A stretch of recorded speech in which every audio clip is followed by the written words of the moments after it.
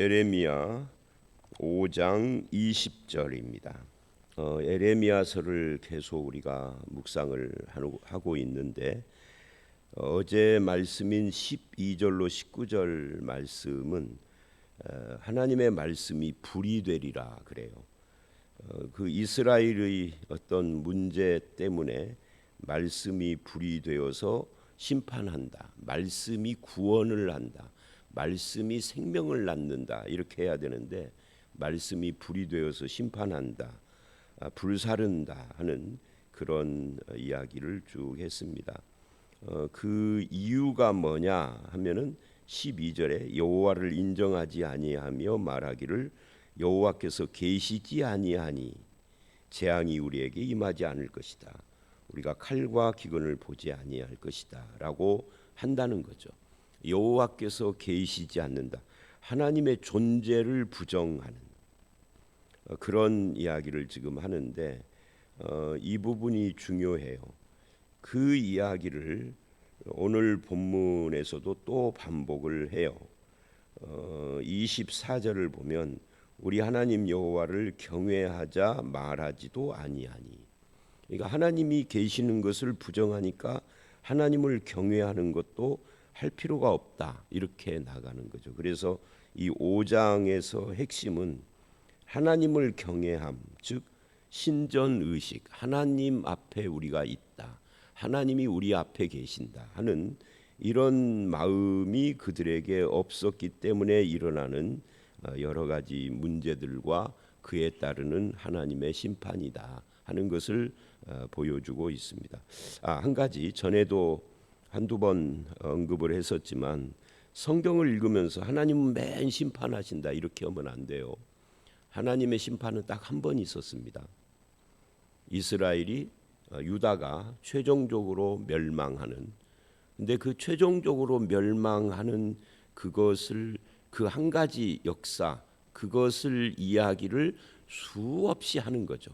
그 이야기를 하면서 회개해라. 왜 하나님을 부정하느냐? 근데 그 심판하실 테니까 회개해야 한다 하는 이야기를 많이 하니까 하나님이 맨날 심판한다 이렇게 착각하는 거죠.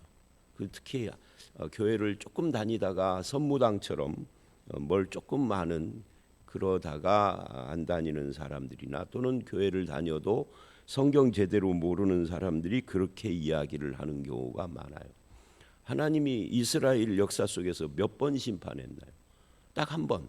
북왕국 남왕국 나누면 두 번이죠. 722년에 북왕국, 586년에 남왕국 이러는데 이 에레미야는 지금 남왕국을 향한 거니까 딱 한 번 한 거예요. 물론 이제 사사기 같은 데는 사이클이 있죠.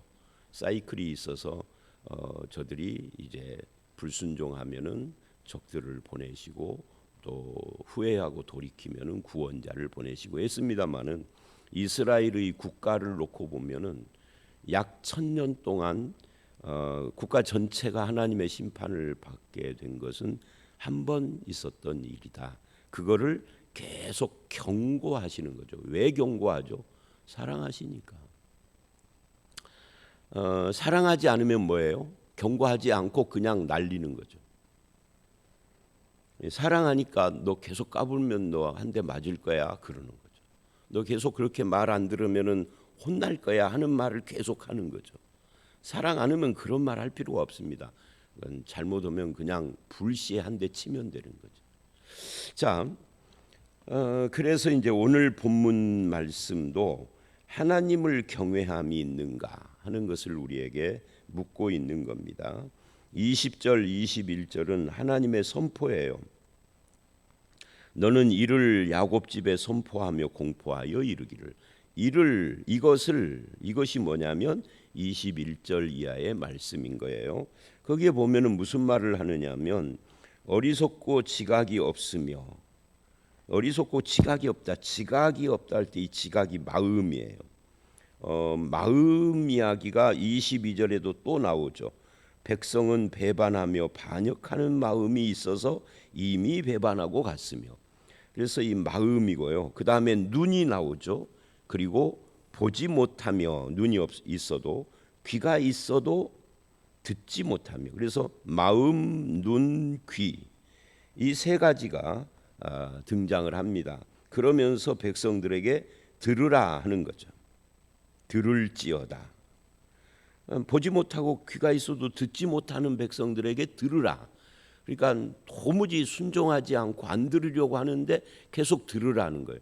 안 들으면 한 대 때리면 되는데 들으라. 이 경고를 계속 하다가 마지막까지도 안 들으니까 마지막에 치신 것이 유다의 심판이다. 그것도 잠정적, 바벨론에게 포로로 잡혀갔다가 70년 만에 돌아오는 하나님의 사랑인 거죠. 이 경고도. 그래서 마음과 눈과 귀 말을 하는데, 여기 귀라는 것은 남의 말을 듣지 않는, 듣지 않으니까 왜곡하는 거죠. A라고 말을 해도 B라고 듣는, 특히 하나님에 대해서, 하나님을 그 존재도 부정하니까 하나님의 존재를 인정한다고 해도 순 왜곡된 것만 저들은 알고 있는 거예요. 왜 그러느냐 하면은 나중에 이제 이 30절 31절에 보면 선지자들이 거짓을 예언하니까, 하나님에 대해서 가르치는 자가 선지자예요. 물론 제사장도 그렇지만 제사장들은 주로 제사하고 뭐 율법을 가르치고 하는데, 저들이 왜곡된 것을 가르치니까 귀가 안 들리는 것 같은 거죠. 못 듣는 거죠. 그 다음에 눈은 보는 것이 왜곡된 겁니다. 이 보지 못하니까 보지 못하고 봤다라고 하니까 잘못된 것을 말할 수밖에 없는 거죠. 나무를 보고 풀이라고 하고 이렇게 되는 거죠. 그 다음에 마음, 이 모든 것은 결국은 마음에 무엇이 담겼는가. 여러분, 사람들이 들어도 왜곡하고 봐도 왜곡하는 이유는 딱 하나입니다. 마음에 들어있는 것이 다르기 때문에 그런 겁니다. 마음에 진리의 말씀이 담겨져 있으면 성경적 세계관이 형성되죠. 근데 다른 것이 들어있으면 세상적으로, 마음에 하나님이 있는 것과 없는 것은 보는 관점이 달라지는 거예요. 그래서 귀, 눈 이야기는 이게 관점 이야기를 하는 거예요. 그리고 그것은 마음의 작용인데 마음 속에 담겨 있는 것의 문제다 하는 것을 지금 이 20절 21절은 이야기하고 있는 겁니다. 그러면서 22절 하나님은 창조주시다 하는 것을 말을 해요.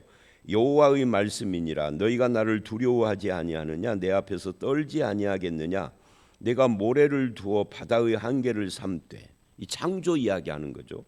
모래를 두어 바다의 한계를 삼되 그것으로 영원한 한계를 삼고 지나치지 못하게 하였으므로, 파도가 거세게 일지만 그것을 이기지 못하고, 그것은 이제 모래를 아무리 파도가 거세도 모래를 이기지는 못한다.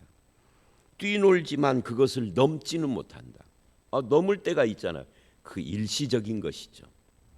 그래서 이 하나님의 창조를 이야기를 하면서 얘를 모래와 바다로 이야기를 하는 겁니다. 그 모래를 두어 바다의 한계를 정한 분이 하나님이다. 천하 만물이 하나님의 주권과 그 창조와 통치 앞에서 순종하는 거다. 바다는 모래를 못 넘는다라고 하는 하나님이 정하신 그 법칙을 순종하면서 존재하는 겁니다. 말하자면 하나님이 정하신 어떤 것들, 그것이 한계일 수도 있고 불량일 수도 있고 본분일 수도 있고, 그 모든 것의 배후에는 하나님의 주권이 있다, 창조가 있다 하는 것을 지금 말하고 있는 겁니다. 그런데도 이스라엘은 뭐 한다는 거예요? 하나님을 두려워하지 않는다. 왜? 어제 말씀에 나온 것처럼 하나님의 존재를 인정하지 않으니까. 그러면서 23절 그러나 너희 백성은, 이스라엘과 유다를 말하는 거죠. 배반하며 반역하는 마음이 있어 이미 배반하고 갔으며, 앞에서 말한 마음과 눈과 귀를 닫고 듣지 않고 귀 기울이지 않습니다. 왜? 마음이 배반과 반역에 물들어 있으니까 그렇다 하는 것을 이야기를 하는 겁니다. 그래서 20절로 23절은 이 마음 이야기를 하고 24절에도 또 마음을 말을 해요. 또 너희 마음으로 그래요. 계속 마음, 오늘 본문은 계속 마음에 대한 이야기가 앞에 24절까지 쭉 나오고 있습니다. 결국 마음에 무엇을 담았느냐가 가장 중요한 문제인 거죠. 그러면서 24절 우리에게 이른 비와 늦은 비를 때를 따라 주시며 우리를 위하여 추수기한을 정하시는, 이것도 창조죠. 이스라엘은 이른 비 늦은 비예요. 한국은 장맛비죠. 요즘 계속 비가 오고 있잖아요. 이 장맛비, 작년이나 재작년이나 한때는 비가 거의 안 왔던 때도 있어요. 이 여름에. 그래서 가물고 막 했던 때도 있고, 올해도 아마 6월, 5월 이때까지는 그 우남 저수지 가보니까 뭐 거의 바닥이 다 드러나 있고 그랬었는데, 갑자기 이렇게 비가 계속 오는데 이런 모든 것도 하나님이 정하신 법칙이다. 이게 이 우주 만물뿐만 아니라 지구의 자연과 이런 것도 하나님이 정하신 창조의 법칙 따라서 움직이는데, 거기에 이제 인간이 기후를 변동시키는 이런 잘못을 저질러서 생기는 문제들이 있는 거죠. 그러니까 하나님이 창조와 통치를 하시는데 추수할 때도 그렇게 정하는데, 그래서 추수 때를 앞두고 비가 많이 오면은 한 해 농사를 다 망치잖아요. 그러니까 추수 때를 앞두면은 비가 안 와야 돼요. 그죠? 햇빛이 막 강하게 쬐야 하는 겁니다. 그래야 영글잖아요. 근데 그런 것도 다 하나님이 정하신 건데, 그런데 사람들은 그거를 부정하고 뭐 한다는 거예요? 하나님을 경외하지 말자 한다는 거죠. 이제 이런 것들의 모든 것의 배후에는 뭐가 있느냐면 바알 신앙이 있습니다. 바알, 하나님이 비를 주시는 것이 아니라 바알이 비를 준다라고 이스라엘은 그렇게 믿은 거예요.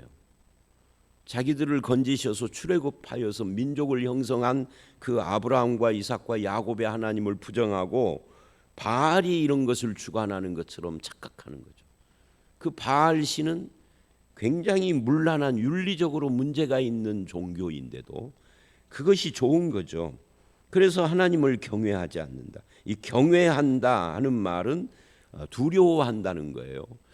겁나서 막 벌벌벌 떤다는 말이 아니라 존경심을 담고 두려워하는 거예요. 근데 하나님의 존재를 부정하니까 그런 마음이 사라져. 이게 다 마음의 문제다. 그래서 여기까지 놓고 보면 오늘 우리들도 신앙이라는 것은 우리의 마음에 무엇이 있느냐.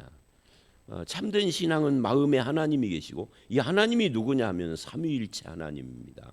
아버지, 아들, 성령. 그리고 한쪽에는 그 하나님이 주신 뭐가 있어요? 말씀이 있는 거죠. 하나님의 존재와 하나님의 말씀, 이 두 가지가 우리 마음속에 담겨야 합니다.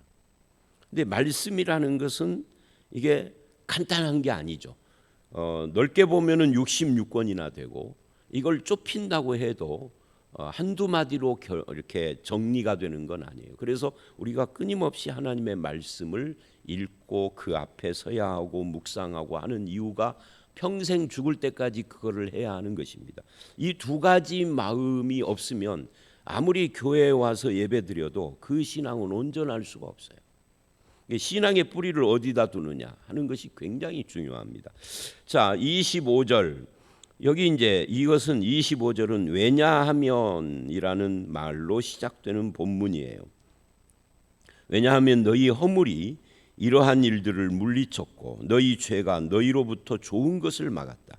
이게 앞에 마음속에 하나님을 경외하는 이 신전 의식이 없는, 하나님을 두려워하지도 존경하지도 않는 이유가 뭐냐 하면 자기 속에 허물과 죄가 있어서, 사람이 죄를 지으면 둘 중에 하나입니다. 그 죄를 회개하려면 하나님을 인정해야 되겠죠. 아니면 죄 때문에 오히려 하나님을 부정하거나. 왜? 하나님을 부정해야 죄책감이 조금이라도 덜어지니까. 하나님이 없어야 하는 거죠. 있으면 큰일 나는 거죠. 그런 마음이 불신자들에게 있는 거예요. 내 마음대로 인생을 못 산다 이렇게 생각을 하는 거예요. 하나님이 있으면. 사실은 그렇지 않은데, 그래서 이 하나님을 경외하는 것은 창조주 하나님을 인정하는 것이고, 하나님이 정하신 한계, 분량을 인정하는 것이고, 창조의 법칙, 말씀을 인정하는 거고, 우리의 좋은 것들이 다 하나님께서 주시는 것이다 하는 것을 인정하는 거고, 결국 하나님을 의식하며 매사에 하나님 앞에 서는 것을, 이것을 경외하는 거다라고 말을 하는 겁니다. 그런데 우리의 삶에 죄가 있어서 이 죄 문제를 하나님 앞에 토설을 하고 회개하면은 그러면 편안해지는데 그거 하기 싫은 거죠. 그래서 이 죄와 허물이 경외하는 마음을 막아버리고 하나님께서 주는 좋은 것을 막기 때문에 이런 일들이 생겼다. 그래서 진실한 믿음은 하나님을 경외하는 건데, 그 전에 죄를 안 짓는 것이 진실한 믿음이 아니라 죄를 지으면 그 죄와 허물을 하나님 앞에 갖고 와서 회개하는 것이 진실한 믿음이죠. 죄 안 짓고 사는 인생은 아무도 없다라고 봐야 해요. 죄를 행위라고 하면은 안 짓고 살죠. 뭐 우리가 언제 뭐 살인한 적 있나요? 간음한 적 있나요? 행위로서는. 그러나 마음의 문제라고 하면은 아무도 나는 죄 안 지었다라고 말할 수 없어요. 그렇다면 회개하는 이것이 진실한 믿음인 거예요. 그러나 진실한 이런 믿음이 없는 자는 자기 죄와 허물 때문에 그것을 감추기 위하여서 하나님을 부정한다. 26절, 내 백성 가운데 악인이 있어서 새 사냥꾼이 매복함같이 지키며 덫을 놓아 사람을 잡으며. 이 악인이 있어 사람을 해치는, 그러니까 이제 26절서부터 29절까지는 어떤 이야기냐면, 이 죄라는 것이, 25절의 이 죄라는 것이 개인적인 죄에 멈추지 않고 사회적인 죄로 등장하고 있는 거예요. 그러니까 하나님을 경외하지 않는 악인들이 모여 사는 곳에서 사회적으로 어떤 일이 일어나느냐면 사람을 해치는, 그래서 사람을 해치기 위해서 음모를 꾸미고 음흉하게 그렇게 사는 사람들이 득실거린다 하는 거예요. 또 27절은 해치는 것이 아니라 속이는 자, 새장에 새들이 가득함같이 너희 집들이 속임이 가득하도다. 그러므로 너희가 번창하고 거부가 돼요. 그러니까 사람을 속여서 번창하고 부자가 되고 창대해지고 살찌고, 28절에 보면 살찌는 것도 나오죠. 그래서 윤택해진 사람들이 많지만 그거는 뭐가 아니라는 거죠? 복이 아니다는 거예요. 부자가 되고 창대하고 살찌고 윤택하는 것을 복이라고 하는 것은 세상적인 복이고, 성경이 말하는 복은 하나님 앞에서 하는 거예요. 이제 철학적으로 보면 임마누엘 칸트라는 사람이 어떤 그 기독교에 해를 끼쳤느냐면, 이 기독교 신앙을 개인의 문제다라고 그 신앙의 영역을 축소시켰어요. 개인의 문제이고 이것은 검증이 불가능한 것이기 때문에 공적인 영역에서는 신앙을 말하지 말라. 이게 이제 유럽 사람들이 영향을 받아서 지금까지 오는 거예요. 그래서 유럽을 저는 뭐 많이 가본 건 아니고 뭐 한 번 불가리아는 몇 번 갔지만 가보면 그런 분위기가 아주 팽배합니다. 그래서 신앙인들이 우리나라처럼 활발하게 자기 신앙을 못 드러내요. 신앙이 개인의 영역으로 축소돼 버리면 사회가 죄에 물들어가는 겁니다. 그래서 뭐 제가 이 새벽에 설교할 때 언급할 수는 없지만 못 볼 것들도 참 많이 봤어요. 우리나라 같으면 있을 수도 없고 그거 볼 수도 없는 장면들을 참 많이 봤습니다. 이게 사회적으로 사회가 죄악 가운데 물들어가는 모습을 지금 쭉 이야기하고 있는 거예요. 사람을 해치는 음모, 사람을 속이는 삶, 그런 걸 통하여서 부자가 되고 창대하고 살찌고 윤택해지고. 28절, 살찌고 윤택하며 또 행위가 심히 악하여 자기 이익을 얻으려고 송사 곧 고아의 송사를 공정하게 하지 않고 빈민의 재판을 공정하게 판결하지 않고, 그러니까 그렇게 해서 부자가 되고 힘을 얻고 권력을 얻은 사람들이 공정한 삶을 살지 않는 거예요. 재판뿐만이 아니라 공의와 공평이 사라져 버린 거죠. 이 공의와 공평이 사라지면 어떤 현상이 일어나느냐 하면 평화, 샬롬이 사라지는 거예요. 이걸 엔샬롬이라고 그래요. 엔이라는 말이 영어로는 any and 그리고이지만 히브리어에서의 end이라는 것은 nothing, 없다라는 뜻이에요. 그러니까 샬롬이 없는 사회, 그럼 공평하지 않고 공의롭지 않은, 정의가 없는, 자비도 없는 그런 사회가 되어버린 거죠. 그리고 29절, 내가 이 일들에 대하여 벌하지 아니하겠으며 내 마음이 이 같은 나라에 보복하지 않겠느냐. 한마디로 말하면 이런 나라를 심판 않겠느냐. 당연히 이런 나라를 심판해야지. 근데 이 심판이 몇 번 있었다고요? 한 번. 한 번에 이르기까지 수십 년, 수백 년을 계속 경고하시는 거예요. 경고. 사랑이죠. 그리고 30절, 31절의 마지막 결론입니다. 이 30절, 31절은 이 땅에 이렇게 무섭고 놀라운 일들이 있는 이유가 뭐냐? 이 땅이 타락한 이유가 뭐냐? 이렇게 죄가 번성하고 하나님을 경외함이 사라진 이유가 뭐냐? 결국은 지도자들의 타락, 그 중에서도 종교 지도자들의 타락 때문이다 하는 것을 말하고 있습니다. 우리 한국 사회도 얼마 전에, 몇 주 전에 한국의 어떤 단체에서, 그 단체가 계속해서 그 어떤 통계를 발표하는 단체가 있어요. 거기에 보니까 참 안타까운 통계가 하나가 이번에 있더라고요. 그 전, 코로나 전까지는 아무리 못해도 개신교, 이 신앙, 종교가 없는 사람들이 개신교가 좋다라고 말하는 사람이 한 20%는 됐어요. 근데 지금은요, 불교나 천주교는 높아졌는데 개신교는 뭐 6%인가 8%인가, 유교하고 비슷하더라.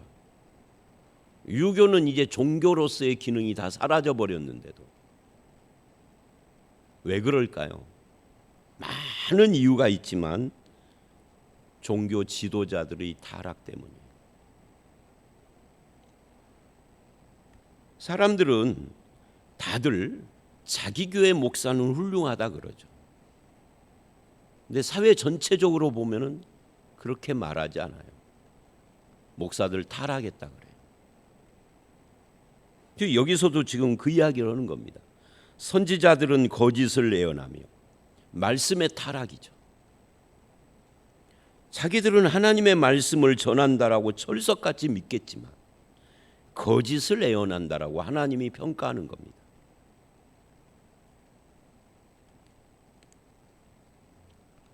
인간의 욕심을 부추기는 설교, 사람에게 아부하는 설교, 세속적인 방법에 매달리는 그런 목회, 이게 전부 다 말씀의 타락과 관계가 되죠.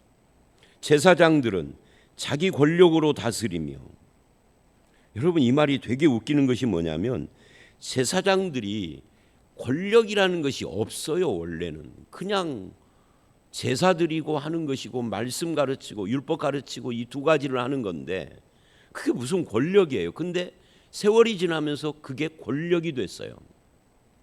이것도 타락이죠. 종교 권력을 휘두르는 겁니다. 원래는 섬기는 직분인데, 그리고 백성들은 그걸 좋게 여긴대. 우리 목사님 능력이 있어, 카리스마가 넘쳐, 그런다는 거죠. 이렇게 거짓 예언, 말씀을 왜곡하고 종교 권력을 휘두르는데 그것을 아멘하며 은혜라고 하고 능력이라고 하는, 그러니까 지도자들과 백성들이 똑같다 그 말이에요. 그런 의미에서 이 모든 원인이 결국은 신앙이 잘못됐기 때문에 생기는 것이다 하는 것을 지적을 하는 것으로 오늘 말씀을 마무리를 했습니다. 자, 그러면 우리는 어떻게 해야 될 것이냐? 첫째는 하나님의 존재를 인정해야 됩니다. 하나님의 존재를 인정하니까 새벽에 나오셨겠죠. 그 다음에 존재만 인정하면 안 되고 그 다음에는 뭐를 해야 되죠? 하나님을 경외해야죠. 신전의식, 하나님 앞에 있다. 하나님을 존경하고 두려워하는 하나님의 말씀을 잘 받아야 하죠. 그게 세 번째죠. 하나님의 말씀이 타락하면은 다 타락하는 거예요. 그래서 선지자의 타락이 나오는 거예요. 그 다음에 신앙이, 특히 이 교회 지도자들이 이 신앙의 지도자 위치, 리더십의 위치에 있는 것을 자꾸만 권력화시키는, 이거 우리는 좋게 여기면 안 되는 거죠.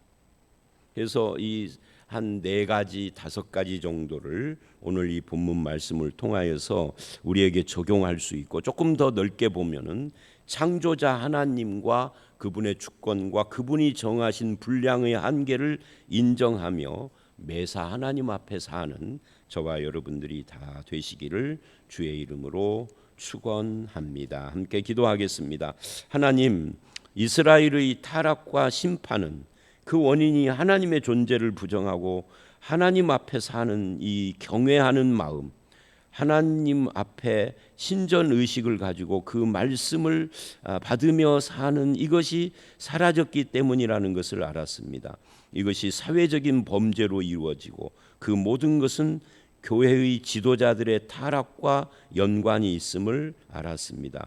우리가 말씀을 회복하게 하시고 하나님 앞에 있는 경외심을 마음속에 다시 불러일으키게 하시고 하나님이 주신 분량 안에서 주님과 동행하는 삶을 살아갈 수 있도록 인도하여 주시옵소서.